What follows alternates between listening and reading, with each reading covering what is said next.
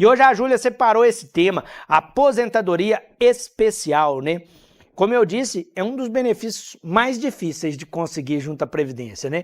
Porque a Previdência nega tudo, mas em relação à aposentadoria especial, ela nega tudo e mais um pouco, a gente pode dizer assim, né, Júlia? Bom dia. Bom dia.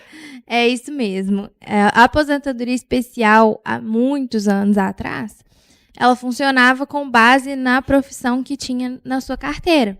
Então, vamos supor, motorista era uma profissão certa já de contar com tempo especial.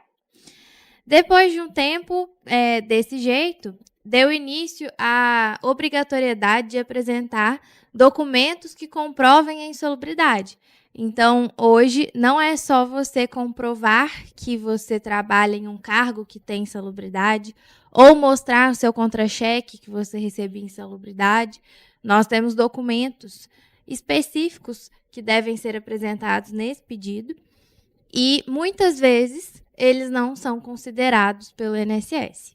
Inclusive, daqui a pouquinho, atenção, hein? Daqui a pouquinho a gente vai detalhar todos esses documentos, pelo menos dar dica de alguns deles, né? Mas antes eu queria fazer uma pergunta para a Júlia, né? Qual que é o objetivo, né, da aposentadoria especial? Ela foi criada pela Previdência Social para contemplar algumas pessoas. Com qual objetivo, hein, Júlia?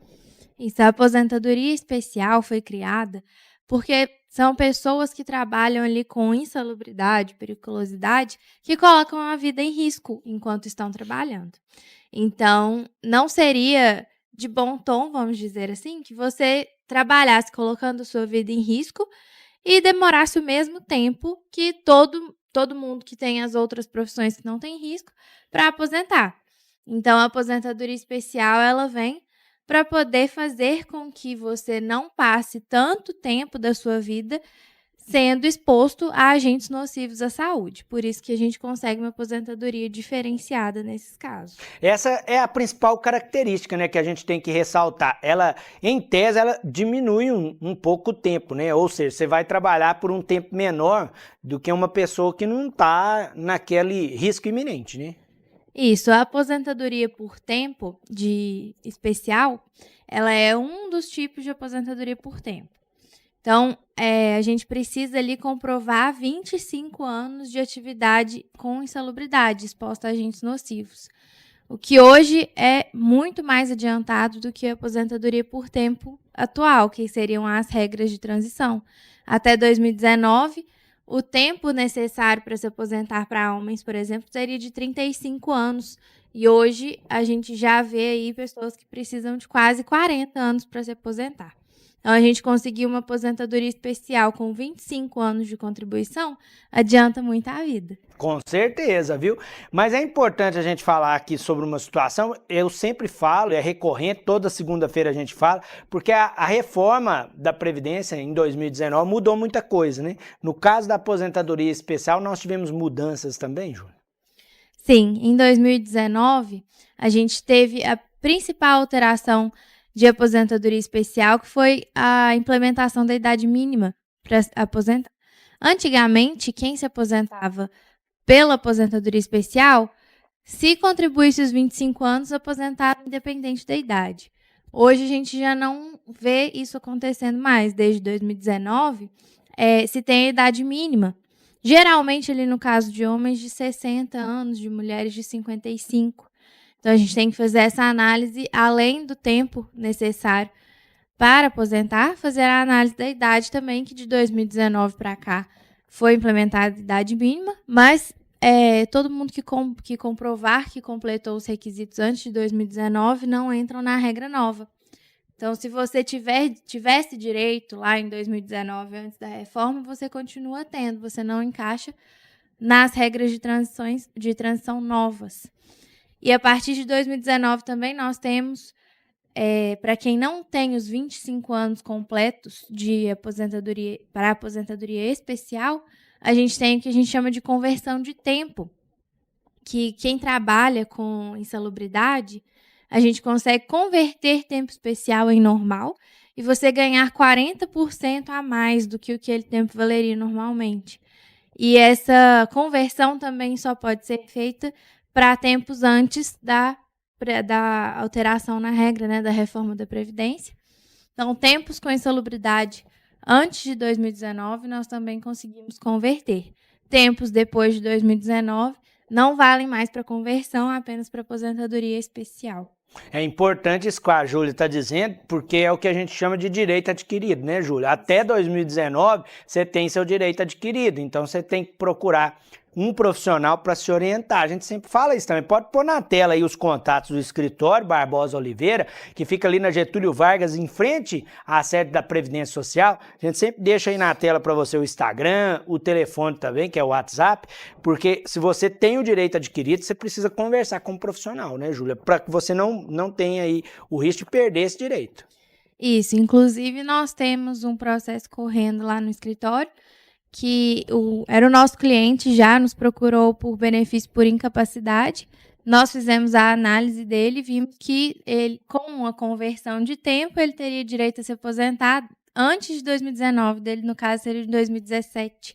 Então nós entramos tanto com o benefício por incapacidade quanto com a aposentadoria. Então ainda é possível que você não tenha ficado sabendo que tinha direito na época e ainda pedir essa aposentadoria com as regras antigas. Olha que ganha, hein, gente? Fique atento, olha os contatos aí na tela. Tem o Instagram, tem o celular, você pode ir direto na sede, que fica na Getúlio Vargas, em frente à Previdência Social. É o momento de você se inteirar sobre o assunto. A Júlia falou sobre a comprovação, e aí eu queria entrar também nesse tema, né? Como que o trabalhador consegue comprovar, né, que ele está aí sendo exposto a algum agente nocivo? Tem a orientação de algum documento específico? É necessário ficar atento a mais de um documento? Como que funciona, Júlia? Para comprovação de tempo de insalubridade, a gente tem um documento específico que chama PPP. E ele é feito pela empresa que você é contratado e que paga a sua insalubridade. E é sempre bom lembrar, contra-cheque falando que você recebe insalubridade não é comprovação de que você se encaixa para o tempo especial. Porque receber insalubridade é diferente de estar exposto aos agentes nocivos da forma que está prevista em lei. Então, esse PPP vai ter exatamente os números que a gente precisa analisar, com qual temporariedade que você ficava exposto aos agentes, ruído, qual que era o nível do ruído que você ficava exposto, calor, qual que era o grau que você ficava exposto de calor. Então, a gente precisa analisar exatamente qual é o agente nocivo que você estava convivendo na época e qual era o nível de convivência com ele, para a gente saber se ele vai se encaixar ou não dentro da aposentadoria especial. Fica aí a dica, hein, gente? Ter aí o documento para fazer a comprovação correta é um caminho mais fácil para você ter acesso ao benefício, né? A gente sempre fala que o telefone da TV também fica à disposição para dúvidas, e a dúvida do Cristiano é relacionada ao tema de hoje. Ele quer saber, Júlia, se dá para citar algumas profissões que se enquadram na aposentadoria especial, né? Tá exposto a algum agente nocivo, você já tem direito, né? Como hoje não é mais por profissão, a gente precisa saber se você está exposto a agente nocivo. Então, a gente tem muito metalúrgico, pessoas que trabalham com calor no forno, que a gente tem caso de motorista de ambulância, que trabalha em fábrica de pipoca, que tem muito barulho, empresas da FITED, a gente tem também que trabalhava com muito ruído. Então, qualquer agente nocivo, que seja produto químico, ruído, calor, agentes biológicos, como o do motorista de ambulância, que tinha que ajudar no transporte das pessoas doentes. Então, qualquer trabalho que esteja relacionado à exposição a agentes nocivos, a gente consegue analisar esse PPP. Motorista também de ônibus, de caminhão, costuma receber esses PPPs também. Fica a dica, gente. Tem dúvida? Olha o telefone aí na tela, né? Olha o Instagram do escritório também. Pode chamar aí a Júlia, o Augusto, o Eduardo. Eles estão sempre disponíveis para atender todo mundo, tá? Quero registrar também a mensagem aqui do Jair, lá do bairro Mangabeiras. Obrigado, viu, Jair? Ele quer saber o seguinte, ô Júlia, com qual idade uma mulher consegue o benefício social, né? Ele disse que ela nunca contribuiu junto com a Previdência. Benefício social, o BPC Loas, as pessoas, independente de ser homem ou mulher, conseguem por idade com 65 anos. Antes disso, a gente tem que comprovar deficiência para poder conseguir o benefício. Lembrando que, além da idade, tem que preencher o requisito de renda baixa, que a gente chama de vulnerabilidade. A dúvida da Josi também é na área social. Obrigado, viu, Josi, pelo carinho, obrigado pela mensagem. Ela quer saber o seguinte: a aposentadoria para uma pessoa que é deficiente, cadeirante, né? Ela tem 31 anos e nunca contribuiu, é o benefício social? Ela está dizendo que a renda total da família, nesse caso, é de R$4.000. Isso, uma pessoa que nunca contribuiu para o INSS não vai receber aposentadoria de forma alguma.